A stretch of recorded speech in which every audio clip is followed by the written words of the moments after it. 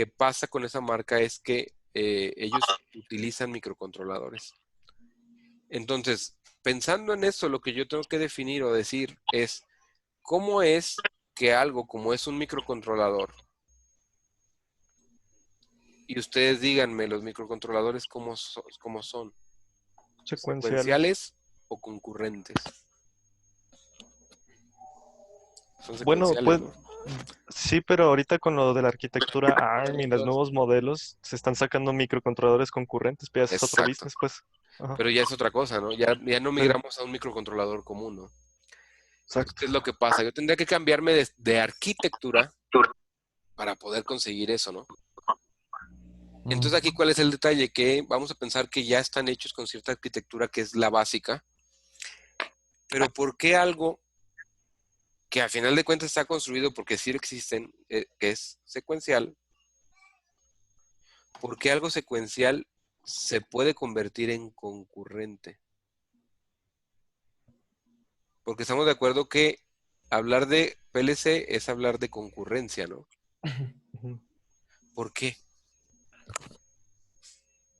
Porque espera haber revisado todo para efectuar cambios, ¿no? Así es, porque espera hasta que ya hizo este paso. Y esto es bien importante. Porque muchas de las veces, ¿qué es lo que pasa? Cuando ustedes empiezan a programar, pues van a ocurrir ciertas cosas en cuanto a la forma del trabajo del PLC, pero aprender a programar PLCs es como aprender a manejar. ¿A qué voy con esto? ¿Cuántos de ustedes pueden saber que su carro o que su equipo el cual ustedes manejen o está mal o se siente raro? Por ejemplo, si fuera el caso de un carro, para empezar, pues los sonidos que pueda empezar a generar, ¿no? Y uno puede pensar, o sea, realmente el carro no te habla, ¿no? No te va a decir, me siento mal. O sea, no te va a decir nada así, ¿no? Simple y sencillamente falla, ¿estamos de acuerdo? Sí. Con las alarmas en el tablero. Esa es una, pero hay veces que tú por el puro sonido lo identificas porque lo que dijiste es correcto, de repente pasa, ¿no? Entonces, ¿cómo es que uno lo puede conseguir o lo puede lograr? ¿Por qué? Porque, o sea, ¿cómo uno puede reconocer esa falla? Exacto, ¿por qué? O sea, Por experiencia. exacto, esa es Porque la ya lo palabra que conecta con buscaba. uno. Por experiencia, porque tú diario lo estás usando, ¿estamos de acuerdo? Entonces nadie lo conoce como tú. Entonces, ¿qué es lo que pasa con la parte de PLCs? Si ustedes quieren hacerse muy buenos para programar PLCs, lo que tienen que hacer es programar, programar y programar y programar. Pero no tanto por la maniobra o por códigos o por lo que ustedes quieran. No, no, no. Porque tienen que entender cómo es que trabaja el PLC internamente. Porque es como un microcontrolador. La primera vez que lo usan no entienden qué están moviendo, pero lo están moviendo, ¿no? Pero luego de repente empiezan ustedes a ver que si acomodan el código de cierta forma, trabaja como ustedes quieren. Y en cuanto al PLC va a pasar lo mismo, porque de repente ustedes tienen un programa que se ejecuta, que ustedes meten un símbolo, por así decirlo, y luego tienen esa misma condición en la parte de abajo, donde a lo mejor aquí abren esto, ¿no? Hacen esto. Entonces, como el programa se lee de arriba hacia abajo, al principio ustedes tienen un permiso que dice que sí se active esta bobina, vamos a pensar. Pero luego aquí ustedes tienen ese mismo permiso de esta misma bobina que lo que hace es negarla. Entonces, al final ustedes como respuesta tienen un no. Entonces, lo que pasa muchas veces con los PLCs es que ustedes evalúan una condición, pero en el mismo escaneo la están negando. Y ustedes esperarían ver un sí, eso es lo que ustedes esperarían, pero tienen un espantoso no. ¿Por qué? Porque la condición estuvo aplicada al final y el programa siempre le lee del principio, desde arriba hacia abajo. Entonces, muchas de las veces que me ha tocado ver de repente en un arranque de cualquier cosa o de cualquier variable con un solo botón, presionan una vez el botón y pum, se prende y se apaga. Porque la condición no está bien evaluada. Y es ahí donde empiezan a entrar las máquinas de estado que sí me permiten hacer algo secuencial a partir de una tecnología concurrente como lo es un PLC. No sé si me explico ahora. Sí. ¿Sí? Sí. Sí, Ahora, profe. esto es interesante, bueno, ya cuando están empezando a programar, sí, porque de repente ustedes piensan que el PLC está mal, pero el PLC tiene una característica que es realmente estúpido. Entonces, ¿qué es lo que pasa? Si ustedes no le programan algo coherente, el PLC no va a saber qué hacer. Entonces, muchas de las fallas en PLCs o muchas de las fallas en maquinaria, de repente está trabajando la máquina y ya no trabaja. Y entonces cuando la bajan, le bajan la energía y la vuelven a subir, la máquina empieza a trabajar.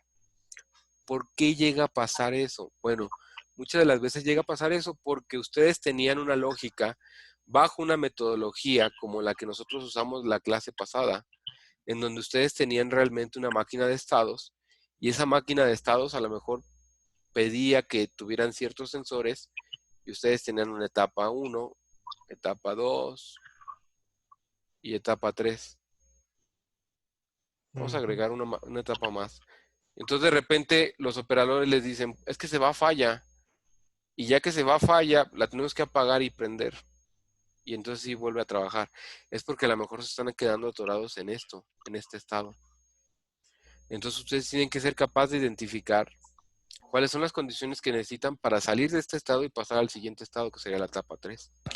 Por eso muchas de las fallas de PLC es cómo se arreglan, ¿no? En las máquinas. Se arreglan simplemente reiniciando. ¿Sí me explico? Tal cual como Profe, ingeniero en sistemas. ¿Sí? ¿se pueden lupar una variable? Sí. Se puede agarrar. ¿Qué es lo que ha pasado? Que de repente la máquina se vuelva loca y empieza a repetir un proceso una y otra y otra y otra y otra vez. Así se agarre hasta el punto en el cual no sale de ahí o no termina una secuencia. ¿Pero por qué es? Por una mala programación, es decir, por una mala evaluación en las condiciones. Entonces, ¿qué es lo que pasa? Muchas de las veces en la parte de programación, a veces conviene más el ser redundante que el tratar de ahorrar código. Por eso sí es importante, como tú dices, hacer un montón de loops en el cual yo pueda evaluar que una condición ya se cumplió para salirme de ese estado. Y Ya. muchas de ellas son los paros de emergencia. Gracias, profe. Ahora, en cuanto al cableado, esta parte es interesante porque esto les puede servir para sus diagramas. Es muy simple. Esto de aquí es muy sencillo. Ustedes tienen dos formas de cablear un PLC corner en sus entradas y puede ser lógica positiva y negativa. Cuando se utiliza lógica positiva, es la que hemos utilizado desde que empezamos a utilizar PLCs. O sea, lo que se le aplica es voltaje a la entrada, ¿cierto? En cuanto a lógica negativa, ¿cuándo va a ocurrir? Cuando yo no puedo permitirme que haya voltaje entre mis cables porque paso por una zona de alto riesgo, por ejemplo. Entonces, ¿se puede configurar el corner para que se use lógica negativa? Sí. Entonces, si se fijan, lo que yo conmuto son 0 volts, o sea, tierra física. Bueno, no tierra física, sino 0 volts. Que si está ligado a tierra física por alguna extraña razón, pues sí estarían conmutando tierra física dentro de mi sensor, ¿no? O dentro de mi entrada digital. Ahora, esta es la forma de cablear. Ustedes van a encontrarse digamos que, un conector naranja. El conector naranja siempre implica entradas. Y esas entradas pueden ser digitales y en algunos casos van a ser analógicas. Esto es el modelo, por ejemplo, de conexión de un 102. Entonces, ¿qué es lo que pasa con el 102? Tiene dos entradas digitales. De esas dos entradas digitales, 4 se pueden configurar como entradas rápidas, pero además tiene 4 entradas analógicas. Y esas 4 entradas analógicas pueden ser de 0 a 10 volts o de 4 a 20 miliamperes o 0 a Oiga, 20. profe, Ajá. ¿qué es eso de entradas rápidas? ¿Qué es lo que pasa, por ejemplo, cuando hablamos de que el encoder realmente no es rápido? Hablamos de que un proceso que te puede tomar en un ciclo de escaneo 30 milisegundos. ¿Qué pasaría si tú le metes, por ejemplo, un encoder de 4098 pulsos y lo haces girar a 3000 revoluciones por minuto? ¿Qué es lo que va a pasar con el PLC? ¿Crees que tenga la capacidad de leer ese encoder? No. Va a ser muy complicado, ¿no? Porque mientras mayor número de pulsos y mayor es la velocidad que le aplicas al encoder, porque recuerden que los encoders tienen un límite en cuanto a revoluciones, pero eso se tiene que checar. Tomando en cuenta que tuvieras una cantidad de 5000 revoluciones, que es excesiva, pero sí hay equipos que lo pueden conseguir. Ahí, ¿qué es lo que verías? Que el PLC no puede leerlo, entonces necesitas algo que te permita leerlas y esas son las entradas rápidas. Obviamente el ejemplo que te estoy poniendo es muy extremo, pero vamos a pensar que tienes un encoder de 1024 pulsos. Ahí sí ya puedes leerlo sin problema a unas 1000, 2000 o 3000 revoluciones. Dependiendo de la capacidad y del tipo de PLC que tú ocupes, ¿qué es lo que va a pasar?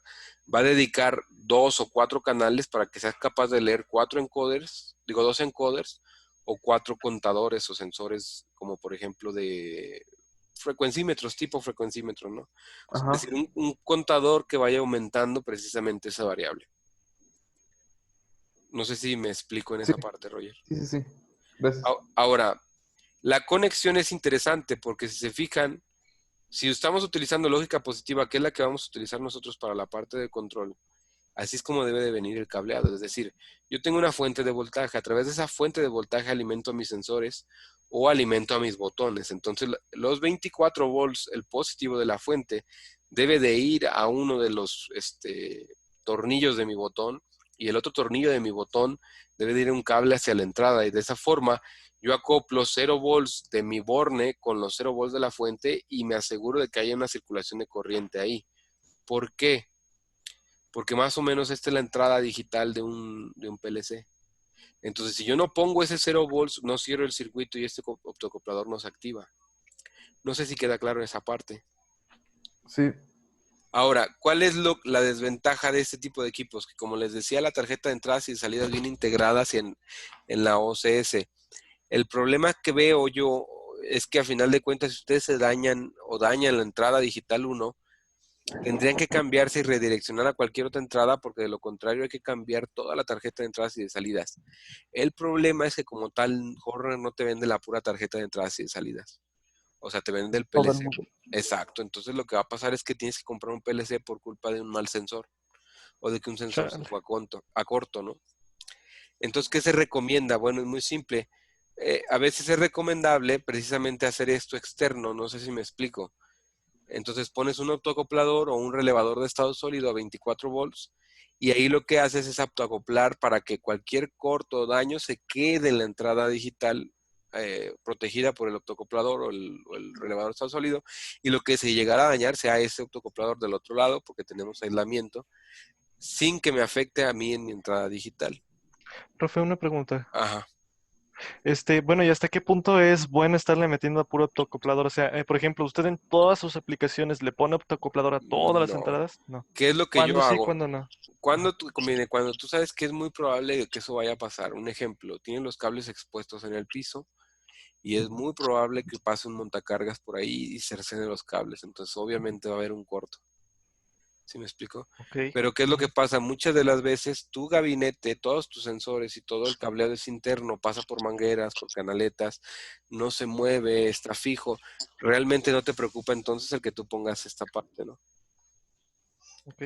Ahora, ¿qué es lo que puedes hacer? Si tu proceso es riesgoso y lo que tú quieres es evitarte esto, tal vez te convenga hacer lo siguiente, donde tú pones una pantalla 100 que no tiene entradas y salidas y lo que haces es poner módulos remotos.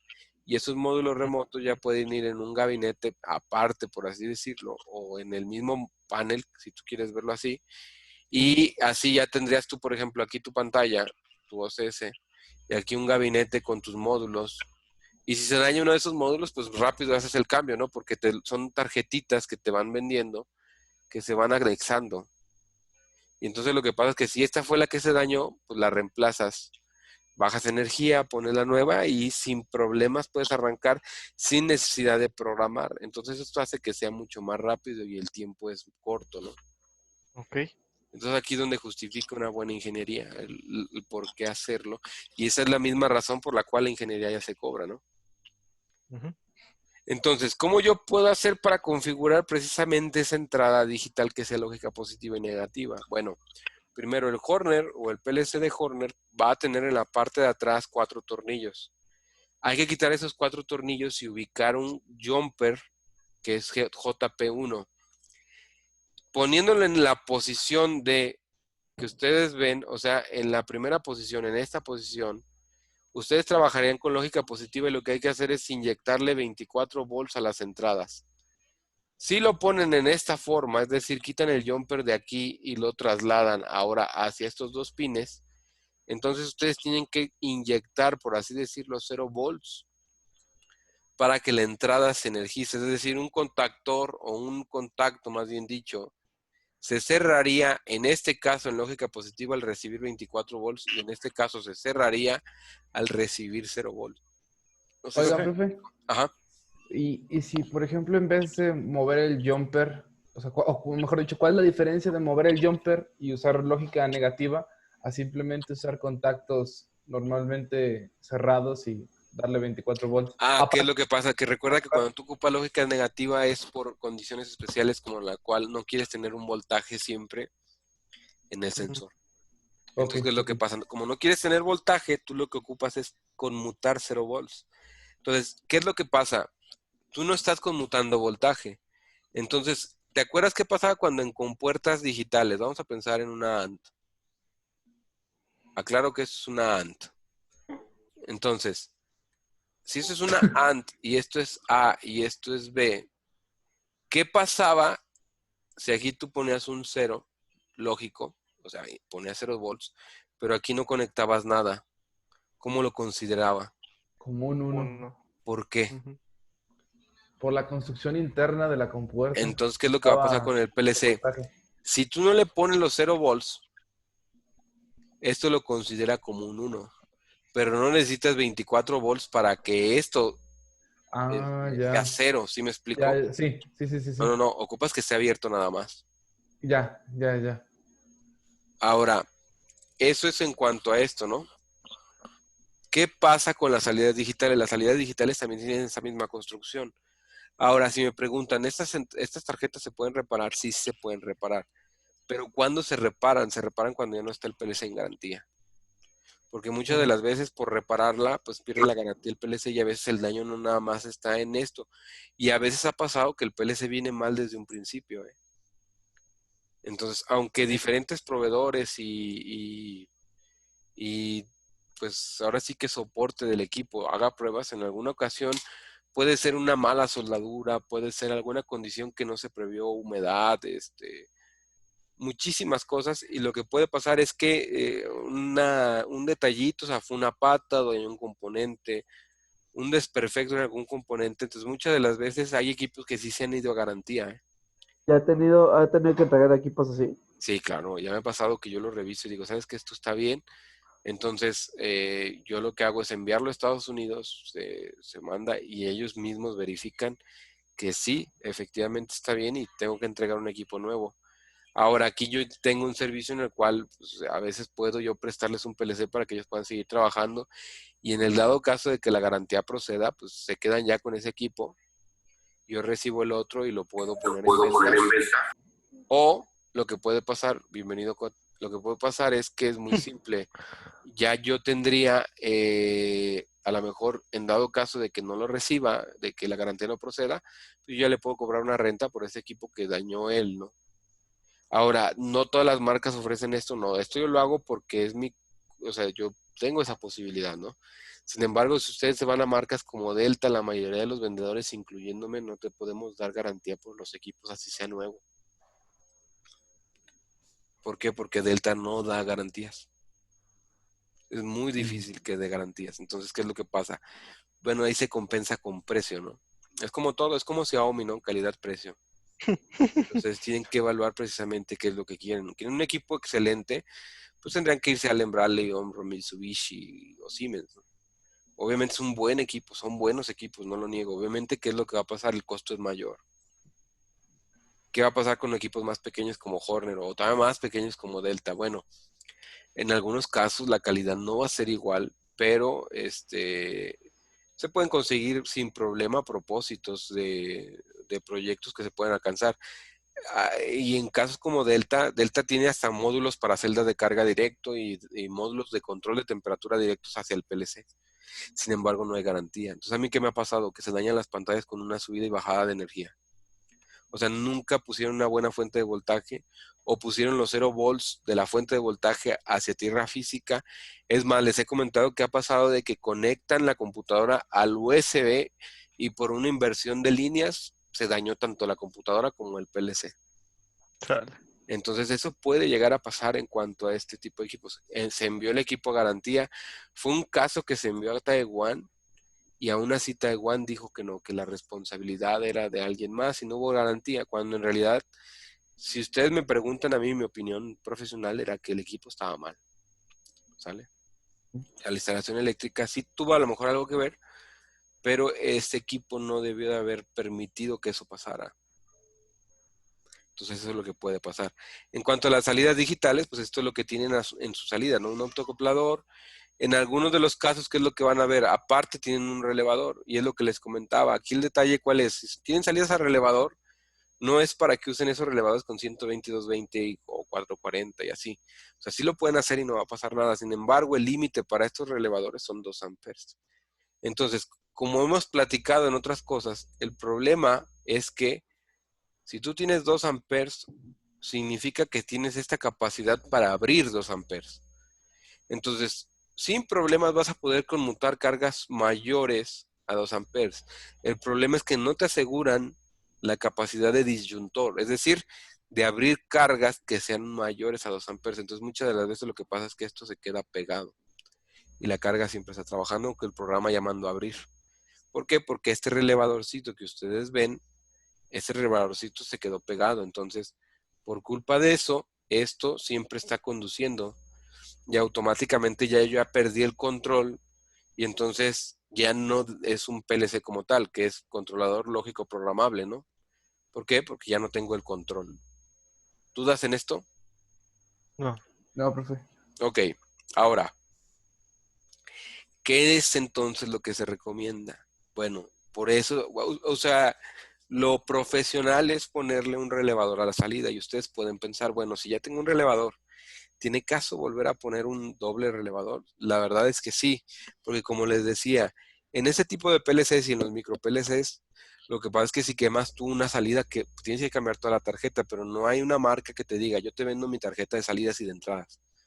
No, tienes el problema de que tú vas a tener que en este equipo cambiar el equipo completo o solamente que tengas ahí un muertito de algún otro proyecto que te haya quedado, entonces sí podrías tú tomar piezas de ahí y ensamblarlas siempre y cuando coincidieran números de partes, CPUs y demás, ¿no? Porque recuerden que dependiendo del tipo de familia y de modelo o de CPU que manejen, la configuración de las entradas y salidas cambia, entonces es importante considerarlo. Entonces, ¿qué es lo que pasa si tú tienes una salida relevador? Entonces, tú pensando en el PLC, pues tendrías tu borne y vamos a pensar que aquí tú tienes C1 y R1, que así es como lo manejan Horner, para decir que este es el común, y que esta es la salida del relevador, o sea, el normalmente abierto. Entonces, aquí, ¿qué es lo que tienes internamente? Aquí lo que tienes internamente es un relevador con un contacto abierto. Eso es lo que tienes. Entonces, tú lo que haces aquí es inyectarle voltaje, por así decirlo. Vamos a pensar que son 24 ¿Dónde? volts. No, estoy en clase. Y de aquí lo que haces es otra vez poner otro relevador. Ujú. Y entonces el contacto que tú tienes aquí, ya sea abierto o cerrado, ya lo puedes usar para conmutar cargas de, no sé, 220. Y con esto puedes conmutar lo que sea, ¿no? Hasta un contactor. O pensemos en una electroválvula, ¿no? Ujú. ¿Qué es lo que me ha pasado de repente a mí? De repente me ha pasado con otras marcas o con otros equipos o con otros diseños de otras personas que las salidas a relevador las ponen directo para conmutar electroválvulas. Entonces, ¿se puede? Sí, sí se puede, porque la electroválvula como tal no te va a consumir mucha corriente, a lo mucho 1 ampere, ¿no? Pensando que es una electroválvula muy grande. Sin embargo, ¿cuál va a ser el problema? El problema es que es una carga inductiva sobre un relevador. ¿Qué es lo que va a pasar? Pues eventualmente lo va a dañar, pero nosotros en electrónica consideramos al relevador como un elemento de sacrificio, ¿no? Algo que en algún punto se va a ir y sí lo podemos proteger, pero pues no importa tanto. De hecho, lo que haces es proteger al transistor del relevador con un diodo de free will para evitar ese problema, pero el relevador sabemos que eventualmente se va a cambiar. ¿Por qué? Porque es electromecánico y la mecánica se va a dañar. Entonces, ¿qué es lo que pasa? Es preferible que se dañe un relevador externo que vas a poder cambiar al relevador interno que además no vas a poder encontrar la refacción o si la encuentras va a ser muy cara y en cuánto te puede costar un relevador como estos, ¿no? 70 pesos hablando muy caro, ¿no? O 300 con todo y base. Entonces, ¿qué es lo que va a pasar? Se vuelve algo sencillo de hacer. No sé si me doy a entender con esta parte. Sí. Sí. Ahora, este es un ejemplo de cómo se vería la conexión de las salidas a relevador y así es como se trabajan las salidas a relevador. ¿Y qué es lo que se puede hacer para proteger los relevadores? Bueno, lo que se puede hacer para proteger es tener en consideración, uno, estas tres opciones para proteger el relevador y la carga de este relevador, porque recuerden que esto sería la que, las salidas del PLC, ¿no? Y estas serían sus cargas. Esta y esta, ¿no? Entonces aquí estas son tres opciones que ustedes pueden utilizar para proteger ese relevador y además asegurarse de que su carga está protegida, ¿no? No sé si hay alguna duda. ¿Por qué el filtro RCN? ¿Cómo ayuda ese? ¿Qué es lo que pasaría, por ejemplo, sobre todo cuando tú tienes electroválvulas? Cuando tú tienes electroválvulas, realmente, ¿qué es lo que estás conmutando? Una bobina, ¿no? Exacto, entonces lo que tú estás haciendo es esto, ¿no? Sí. Entonces, vamos a pensar que esto está Ujú. en línea 1 y esto es neutro. Y tú lo cierras. ¿Qué va a pasar con esto? Esto no se comporta como una resistencia, ¿no? No, ¿Qué va a hacer? ¿Qué va a retrasar? la corriente. Y si nosotros vemos, el problema es que cuando cargues y luego se descargue, por así decirlo, Ah, el pico, sí, es cierto. exacto, y este pico, ¿qué es lo que va a pasar? Este pico te puede llegar a dañar, ¿no? Ahora, Ujú. pensando en qué es parte electromecánica, pues tú dices, pues, ¿qué le va a pasar a este contactorcito, no? Bueno, Ajá. este contactorcito se va a ver implicado, o este piquito se va a ver implicado en qué? En una chispa, ¿no? Sí. Estamos de acuerdo. ¿Y esa chispa qué va a Ujú. pasar con esto? Va a propiciar un flameado o va a propiciar que esto vaya perdiendo su conductividad o su propiedad de conducción entre este punto, que es el que quieres que conmute, con este punto. Pero solamente haría como una mancha de hollín, ¿no? No es hollín como tal, pero sí te desgasta el platino. Sin embargo, no vas a abrir este relevador para limpiarlo, estamos de acuerdo, Buen porque es punto. un Sí. relevador encapsulado. Entonces, vamos a pensar que es un relevadorcito de este tamaño, ¿no? Y este relevadorcito ya viene encapsulado. ¿Qué podemos hacer? Realmente no podemos hacer nada. Fuera un Nada. relevador de los cuadradotes, así grandes, que si tú se lo avientas a Vilchis, pues sí le das un susto, ¿no?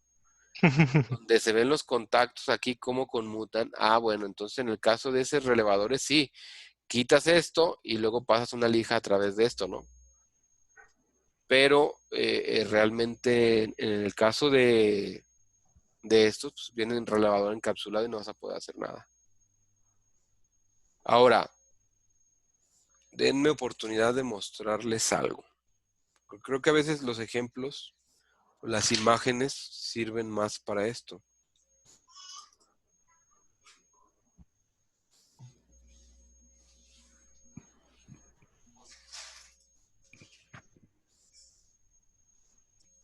Este es un caso interesante porque es un PLC Omron ya un poco viejo que está puesto en una máquina que es una extrusora de plástico que hace suelas de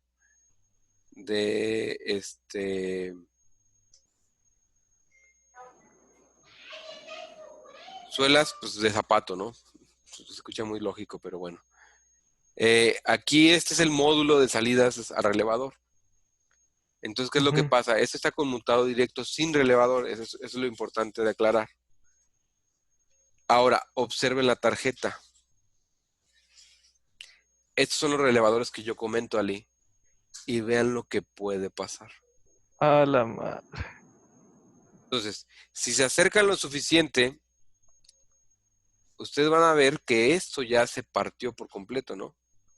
Sí. O sea, ¿qué es lo que Ah, pasa aquí? ¿Se puede reparar? Sí, sí se puede reparar. El problema es que tú tienes que unir este caminito de aquí, lo tienes con que lo unir que hasta decías acá. del relevador. Entonces, ¿qué es lo que va a pasar? Tendrás que poner un cable de este grosor, de aquí hacia acá. El problema es dónde lo soldas y aquí ya empieza el conector. O sea, tienes un espacio muy pequeño, ¿no? ¿Estamos de acuerdo? Sí. Sí. Entonces esto empieza a complicarse porque es una reparación que tal vez no sea tan rápida y muchas veces el cliente no lo entiende. Entonces, ese es Una un... lata de coca. Exacto. Entonces, aquí, ¿qué es lo que pasa? Esto es un módulo dañado debido a que está conectado directamente el relevador a la electroválvula. Si ustedes me preguntan aquí qué era lo correcto, poner un relevador después, porque este relevador es que ustedes ven, ustedes pueden pensar, bueno, ¿cuál es el trinche relevador? Ah, esto son los relevadores. Entonces, ¿qué es lo que pasa? Observen aquí no puedes abrir este relevador porque es un relevador ya encapsulado, ¿no? Entonces es complicado el que ustedes puedan hacerle mantenimiento. Son los que tienen resina de color negro abajo, Ah, los que están exactamente. sellados, ¿verdad? Los que están sellados. Porque es el encapsulado que se ve. Estos sí se pueden cambiar. Y además o sea, esto es mi dedo. Esto que se ve aquí es mi dedo. Ahora observa el ancho del relevador. Ajá. O sea, ve la pequeñez del relevador, ¿no? Porque esto es mi dedo. ¿Sí observas? Esto de aquí es mi dedo. Entonces ve el relevador. Esas cosas son las Chale. que aguantan los 2 amperes. ¿Sí? Obviamente, ¿qué es lo que pasa? No es una circuitería tan... Y ahorita ya son más pequeños, ¿eh? Ya son más delgados. Entonces, ¿qué es lo que pasa? Al final de cuentas, no es tan fácil hacer una reparación en este tipo de equipos. A menos que tengas esta parte, entonces sí puedes desoldar, colocar el nuevo, pero arreglar esto se complica porque observen, desde aquí, toda esta área que voy a dibujar aquí, toda esta área es un conector como el de los Super Nintendos. Ah, no, no. ¿Sí me explico? Ujú. Entonces, estas son las pistas que deben de ir insertadas. Aquí donde reparas, un ejemplo, si ustedes observan con detalle, el corto o la rotura de la pista nomás te deja un área bien pequeña para trabajar. Que todo esto se fue. Ok. O sea, la pista está ida o está destruida. Todo esto está sin pista ya. Y aquí. ¿Sí me Sí. explico? Entonces tendríamos que pelar aquí bastante hasta aquí, hasta este punto. Y luego tendremos que pelar aquí todo esto y poner un cable de aquí hacia aquí.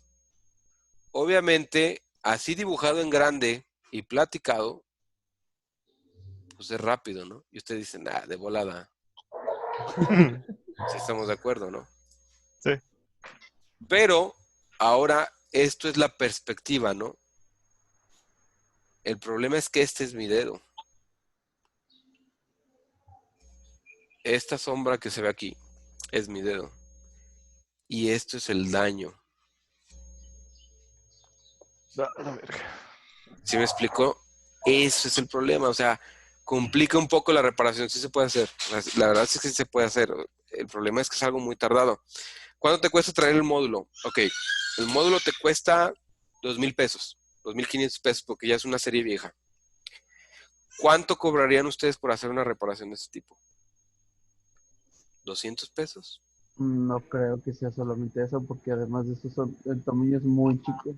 Entonces, No es cómodo. vamos a pensar que cuánto les tomarían hacer esa reparación. Yo digo que fácil un día, ¿no? Fácil. Fácil, unas 8 horas. Pensando en que ustedes cobran por hora, ¿cuánto cobrarían por hora? Que serían Sí, muy como jodido, 300. Muy, muy jodido. 350 lo Vamos a mucho. pensar 300 pesos. 8 por 3, 2,400. 2,400 pesos. Con eso compran el módulo. Chale. ¿Sí me explico? Pues muchas de las veces, por esa razón, no es conveniente reparar. Vamos a pensar que ustedes cobran 100 pesos por hora. Vamos a pensar que son económicos, que está bien, no pasa nada. Al cobrar 100 pesos por hora, ustedes se tomaron 800 pesos Por el día. por el día. Por un día cobraron 800 pesos. Y fue una friega. O sea, son 8 horas reparando esto, ¿no? Ujú. La pregunta es, ¿tenemos la certeza de que eso no vaya a volver a volar? Pues depende de mi habilidad, ¿no? Pero si vuelve a volar, ¿qué es lo que va a pasar? Es muy probable que otra vez vuelva a dañarse o que se pueda complicar, ¿no? Sí. Entonces eso es lo que puede pasar con las salidas digitales. Ahí se ve un poco más el daño, ¿no? De hecho, ahí se ve mucho mejor. Aparte, la pista va por debajo del relevador, o sea, también tenemos que quitar el relevador y... Exacto. Aquí, ¿cuál es el O detalle? sea, Que ya empieza a complicarse un poco, ¿no? Sí se puede hacer, ¿eh? De repente, por ejemplo, el cliente una vez, el que yo le hice ese trabajo, me dijo, pues yo he reparado estas pistas, este tipo de tarjetas, ¿eh? Y yo se la di y le dije, pues si quieres, repárala. Entonces, ahí fue cuando me dice, no, es que no tengo tiempo. Yo, pues sí, pues es que el problema no es que sea imposible de reparar, el problema es el tiempo que te va a llevar. Y que por ese tiempo, pues no te va a cobrar 5 pesos, ¿sí me explico? claro. O sea, te va a cobrar una cantidad considerable que a lo mejor te conviene más traer el módulo porque el módulo estaba de entrega inmediata. Ujú. ¿Sí me explico? Entonces, ¿qué es lo que pasa? Muchas de las veces, en el caso de que ustedes trabajaran en una empresa, pues sí conviene hacerlo, ¿no? Tal vez. Sobre todo si el módulo se va a 5 semanas, a 2 semanas, y entonces no pueden darse el lujo de tener parados. Pero aquí es donde empieza a entrar la parte de taller de pruebas y fallas, o sea, de mantenimiento. ¿Por qué? Porque realmente ustedes pueden definir que si esto es algo prioritario para trabajar, pues de una vez tengo la refacción lista, ¿no? Sí. Y entonces ahora sí ya puedo empezar a trabajar sin ningún problema. No sé si me doy a entender en esa parte. Sí, profe, Ujú. Ajá. disculpe, ahí, si fuese a cobrarse, la recomendación sería cobrar en dólares.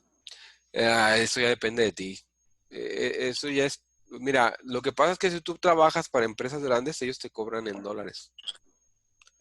Entonces, ¿qué es lo que pasa? Si tú vas a trabajar para la empresa automotriz, pues tal vez sí te convenga trabajar en dólares, ¿no? Obviamente, ¿qué va a pasar? Aquí es donde tú ya tienes que verificar, ¿tú tienes cuenta en dólares? Entonces vas a tener que hacer la conversión a pesos, ¿no? Siempre. Pero un servicio, vamos a suponer que lo cobras en $5, ahorita es más caro que un servicio hace 2 semanas. Claro. Esa es la verdad. Sí, sí, sí. ¿Por qué crees que mucha gente mayor no está preocupada por la pandemia como tal? Dicen, no, pues me curo. El problema es que ahorita no hay trabajo. ¿Por qué? Porque si cobrabas así, ahora es más caro. Entonces muchos ahorita no se animan. Un ejemplo, ahorita yo estoy detenido en proyectos que ya estaban aprobados por los pagos en dólares. A la madre. ¿Por qué? Porque el dólar subió 6 pesos Sí. al momento en que se cotizó. Entonces multiplica 6 por algo que eran $100, son 600 pesos en un componente. A la madre. Entonces es donde empieza a ser complicado esta parte de cobrar en dólares, ¿no? Obviamente hay cosas que no puedes evitarlo. La mayoría de los equipos te lo venden, te lo cotizan en dólares convertidos a pesos. O sea, tú hablas y, no sé, con Electrinet, con quien tú quieras, pides un componente que ellos puedan traer del extranjero, porque ¿qué es lo que pasa? Y entonces lo que va a pasar es muy simple, lo que va a pasar es que te va a salir más caro que hace 2 semanas. Y en la siguiente semana va a estar más caro. Sí. Entonces, por eso Sí. están detenidos los proyectos. Ahora, ¿cuál es el objetivo o cuál es el detalle de que tú cobres en dólares? Bueno, que estás familiarizado con, por ejemplo, la industria automotriz, ¿no? Y tengas un estándar que ellos también ya manejan y que sí te pueden pagar en dólares. Y, por ejemplo, una reparación así, profe, como cuánto está. Depende de ti.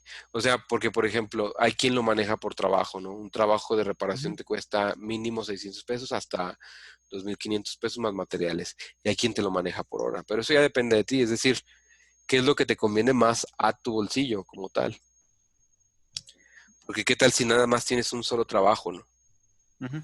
Entonces ahí sí, pues tú evalúas si tienes el tiempo para dedicarle a este trabajo. Pero ¿qué pasa si tú tienes 7 trabajos? Entonces lo que quieres menos hacerle es dedicarle más tiempo a un solo trabajo, ¿no? Quieres poder distribuirte entre los 7. Porque cuando tú tienes 7 clientes, los 7 quieren ser prioridad. Y a mí me ha pasado, por ejemplo, ayer me pasó, cliente uno y cliente 2 estaba con cliente uno y cliente 2 me habla, estoy en falla, quiero que estés aquí ya. No puedo dejar a cliente uno y decirle, ¿sabe qué, cliente uno? Usted es menos importante que cliente 2. Vale. Entonces, ¿ahí qué tienes que Sí. hacer? ¿Sabes qué? Yo tengo un tiempo de servicio, es decir, no significa que si me hablas vaya a ir de manera inmediata, significa que yo tengo un tiempo de respuesta de 1, 2 o 3 horas, incluso en mi propia ciudad. Y eso a mí me da tiempo de en 3 horas ver qué hago para sacar ese problema o posponerlo, si me explico, o de plano mandar a alguien más. Ahí es donde tú justificas tener a un ayudante o tener otro ingeniero. Ujú. ¿Sí me explico? Sí. Ok. Entonces aquí es donde va a cambiar. Y por eso digo que depende de cada persona, ¿no? Gracias. Entonces, esa es la tarjeta. Ahí es donde se ve. De hecho, aquí se ve mejor, ¿no? Por eso les decía que este es el tipo de conector que usaban antes los Super Nintendo y todos esos. Ujú. Este es el conector. Aquí es donde va el modulito de entradas y de salidas. Ahí Pero, le soplamos. exacto, ahí es donde no se debe de soplar. Entonces, esa es la electroválvula como tal. Observen la electroválvula y se ve normal, ¿no? Hasta ahí, la verdad es que se ve normal. Ustedes pueden pensar, es que nunca he visto una electroválvula, entonces no sé si está normal o no. Estoy de acuerdo. Sin embargo, ahí ya no se ve normal, ¿no? ¿Está fisurada? Exacto. O sea, yo me voy a acercar para que lo vean, pero ¿Pero por qué se fisuró? Se porque levantó, se ¿no? calentó. Ah, ya. Porque al final de cuentas, una electroválvula, ¿qué es? Es una bobina, ¿no? Ajá. Y si tú pasas corriente a través de una bobina, qué va a pasar con esa bobina? A fuerzas Va a tiene que calentar. irradiar calor.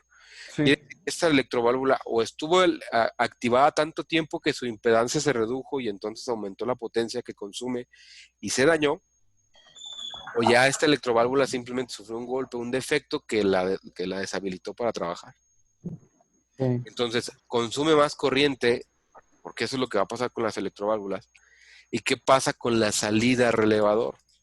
Pues pasó esto, ¿no? Porque ya no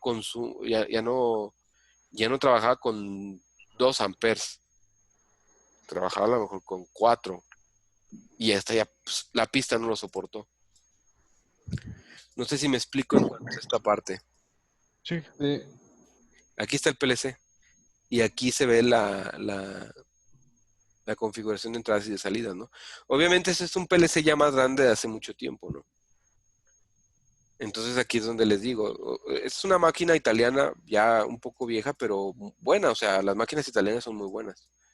Y aquí van a ver, por ejemplo, de este lado, módulos de comunicaciones, el CPU, la fuente, módulos de entradas y módulos de salidas, y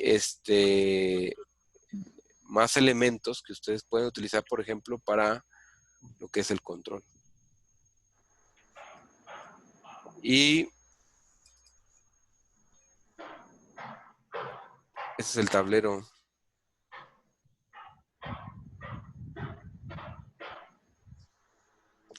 Aquí están los controles de temperatura para, digo, los relevadores de estado sólido y controles de temperatura. Este es el relevador de estado sólido. Fíjense los dibujos. Estos son relevadores de estado sólido. Y esto es el control de temperatura comunicado por 485. Salud. Entonces, así es como ahorita, Ujú. bueno, esto ya es una máquina vieja, pero esto es vigente, ¿no? Es el cañón de las extrusoras. Por ahí sale el material hacia el molino, que es esto, ¿no? Digo, hacia la prensa.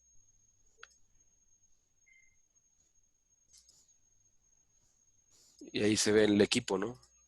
Estos son los módulos de entrada y de salida remotos. Comunican por un protocolo de comunicación. Fusibles y otra vez el módulo, ¿no? No sé si hay alguna duda, comentario, algo. Hasta el momento no. No, profesor. Ok. No, profe. Ahora, ¿tenemos todavía un poco de tiempo? Sí. Vamos a hacer lo siguiente. ¿Tenemos que hacer el examen?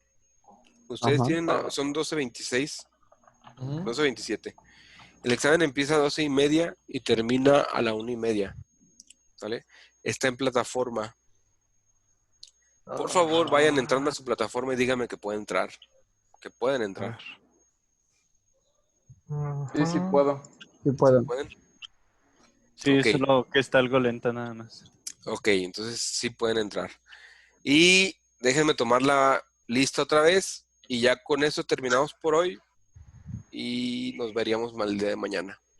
Ok, Sí, profe. también yo puse control porque también puedo entrar a la plataforma. ¡Ah!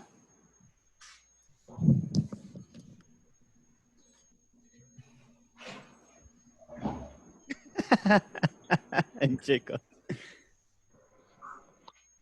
El cricot. Al Lalito se le frició la pantalla.